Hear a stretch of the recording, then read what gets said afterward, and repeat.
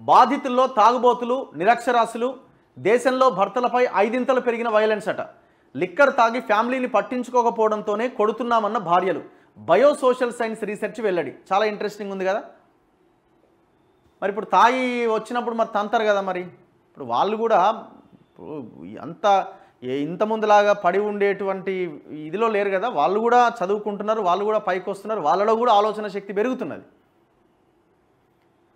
So అందుకే తాగుతున్నారట, ఇంటికి రాగానే తన్నులు తింటున్నారట, వైలెన్స్ పెరుగుతున్నదట. కొన్ని ప్లేసెస్లో అయితే భరించలేక చంపేస్తున్నారు కూడా. ఇక చివరికి ఏమైందంటే మగవాళ్లకు రక్షణ కల్పించే చట్టాలు దేవాలని సూచన చేస్తున్నారట. తాగుడుకు బానిసై ఫ్యామిలీని పట్టించుకోకపోవడంతోనే కొడుతున్నామన్న భార్యలు ఇట్లా గుంజుకపోతున్నారు. అయినా వాడు బాటిల్ మాత్రం వదులుతలేడు. దేశంలో భర్తలపైన దాడులు పెరుగుతున్నాయి. భార్యల చేతిలో తన్నులు తింటున్న భర్తల సంఖ్య రోజుకి పెరుగుతున్నదట. మీరు కూడా ఎవరన్నా ఉంటే కామెంట్ చేయండి. వివిధ కారణాలతో మహిళలు తమ భర్తలపైన భౌతిక దాడులకు పాల్పడుతున్నారు. ఈ విషయాన్ని బయోసోషల్ స్టడీస్ అనే రీసెర్చ్ సంస్థ వెల్లడించింది. తన్నులు తింటున్న వారిలో తాగుబోతులు, నిరక్షరాస్యులు ఎక్కువగా ఉంటున్నారని పేర్కొంది. ఇండియాలో హస్బెండ్స్ పైన జరుగుతున్న డొమెస్టిక్ వైలెన్స్ పైన ఈ సంస్థ చేసిన రీసెర్చ్ను కేంబ్రిడ్జ్ యూనివర్సిటీ ప్రెస్ పబ్లిష్ చేసింది. ఇండియాలో భర్తలపైన దాడులు 15 సంవత్సరాల్లో దాదాపు 5 పెరిగినట్టు ఈ రీసెర్చ్లో గుర్తించారట. ప్రతి 1000 మంది మహిళల్లో 36 మంది భర్తలపైన చేయి చేసుకుంటున్నారట. ఈ సంఖ్య మరింత పెరిగే అవకాశాలు ఎక్కువగా ఉన్నాయి, అందుకే జాగ్రత్తగా ఉండాలి. ఈ సంఖ్య ఇంకా ఎక్కువయ్యే అవకాశం ఉందని రీసెర్చర్లు అభిప్రాయపడుతున్నారు. ఈ సంఖ్య 2006లో 7 మాత్రమే ఉందని పేర్కొంది. ఇతర దేశాల్లో డొమెస్టిక్ వైలెన్స్ చట్టాలు మహిళలతో పాటు పురుషులకు రక్షణ కల్పించేలా ఉన్నాయని, ఇండియాలో మాత్రం మహిళలకు మాత్రమే రక్షణ కల్పిస్తున్నాయని రీసెర్చ్ రిపోర్ట్లో పేర్కొంది. ఈ చట్టాల్లో మార్పులు తేవాల్సిన అవసరం ఉందని లా మేకర్స్ ఆ దిశగా ఆలోచన చేయాలని స్టడీ సూచించింది. ఇతర దేశాల్లో చేసిన చట్టాలను రిపోర్ట్లో పొందుపరిచింది. తాగినా తంతునం, తాగకపోయినా తంతునం. భర్తలను కొడుతున్న భార్యల ప్రవర్తన, తన్నులు తింటున్న భర్తల ఎడ్యుకేషన్, తాగుడు అలవాటు తదితర అంశాలపైన కూడా ఈ రీసెర్చ్లో పేర్కొన్నారు. భర్త రెగ్యులర్గా ఆల్కహాల్ తాగి ఇబ్బందులకు గురి చేస్తుండడం వల్లే కొట్టాల్సి వస్తున్నదని 18.4% మంది మహిళలు తెలిపారు. అప్పుడప్పుడు తాగుతాడని, తాగినప్పుడు గొడవ చేస్తాడని, ఆ సమయంలో కొట్టాల్సి వస్తుందని 6.5% మంది భార్యలు వెల్లడించారు. భర్త తనను కొట్టడంతో తాను రివర్స్లో కొట్టానని 10.9% మంది చెప్పిరట. భర్త కొట్టకపోయినా ఇతర కారణాలతో తాము కొట్టాల్సి వచ్చిందని 6.1% మంది మహిళలు వెల్లడించిరట. చూసుకోరు ఎట్లుందో కథ.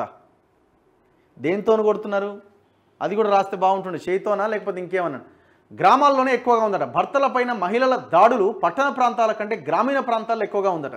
10వ తరగతి కంటే తక్కువ చదివిన భర్తల్లో 3.2% నుంచి 4.5% మంది దాడులు ఎదుర్కొంటున్నారట. 10వ తరగతి అంతకంటే ఎక్కువ చదివిన భర్తల్లో 2.3 నుంచి 2.8% మంది మాత్రమే దెబ్బలు తింటున్నారట.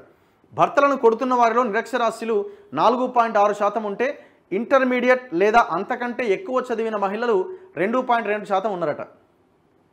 అట్లా ఇక మన రాష్ట్రంలో అయితే ఇంకెక్కువ కొడుతున్నారట.